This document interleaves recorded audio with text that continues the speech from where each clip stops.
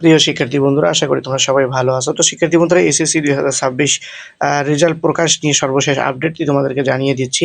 তোমরা হয়তো সবাই জানো যে 20 তারিখ রেজাল্ট প্রকাশ হচ্ছে, কিন্তু এখন যে আপডেটটা আমাদের হাতে এসেছে, এই আপডেট অনুযায়ী আমরা 99% শিওর হচ্ছি যে আসলেই 20 তারিখ অর্থাৎ আগামী সোমবার তোমরা এসএসসির রেজাল্ট পাচ্ছ না। এসএসসির রেজাল্ট তোমরা আগামী সোমবার হয়তো প্রকাশ হচ্ছে না, এটাই 99% তোমরা শিওর করে নিতে পারো।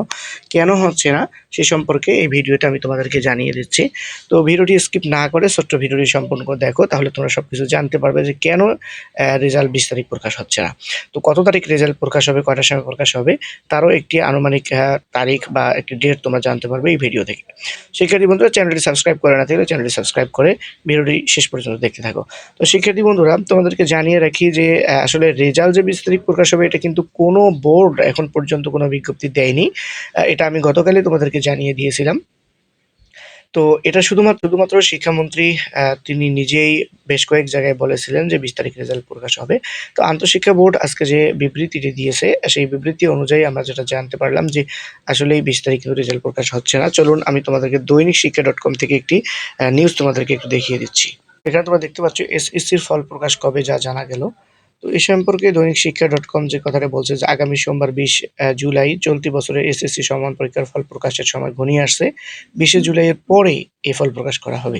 এখানে কিন্তু দেখো 20 জুলাই বলা হয় নাই। সে অনুযায়ী ফল প্রকাশের প্রস্তুতি নেওয়া হচ্ছে বলে জানা গেছে। বৃহস্পতিবার আন্তঃশিক্ষা বোর্ড সমন্বয় কমিটির একটি সূত্র এ তথ্য জানিয়েছে। তো শিক্ষার্থী বন্ধুরা, আন্তঃশিক্ষা বোর্ড সমন্বয় কমিটির ও ঢাকা শিক্ষা board chairman professor Syed Akhtaruzzaman দৈনিক শিক্ষা.com বলেন, 20 জুলাইয়ে ফল প্রকাশের একটা আলোচনা ছিল আছে। সে অনুযায়ী আমরা মোটামুটি প্রস্তুতি নিচ্ছি। তবে 20 জুলাইয়ের মধ্যে মনে হয় আমরা বোর্ডগুলো পারবো না। আরেকটু সময় লাগবে আরকি। আমাদের প্রস্তুতি অলমোস্ট ডানের দিকে।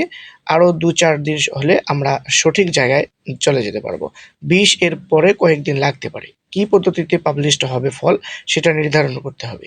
যেহেতু নতুন সরকার, আগে যেভাবে প্রকাশ করা হতো সেভাবে হবে কিনা এসব বিষয় আছে। সেক্ষেত্রে ১ সপ্তাহ লাগতে পারে, আবার আগেও হতে পারে। মূল কাজ আমাদের রেডি আছে। চলতি বছরের মাধ্যমিক স্কুল সার্টিফিকেট, এসএসসি ও সমমানের পরীক্ষা শুরু হয় ২১ এপ্রিল। নির্ধারিত সূচি অনুযায়ী চলে 20 মে পর্যন্ত।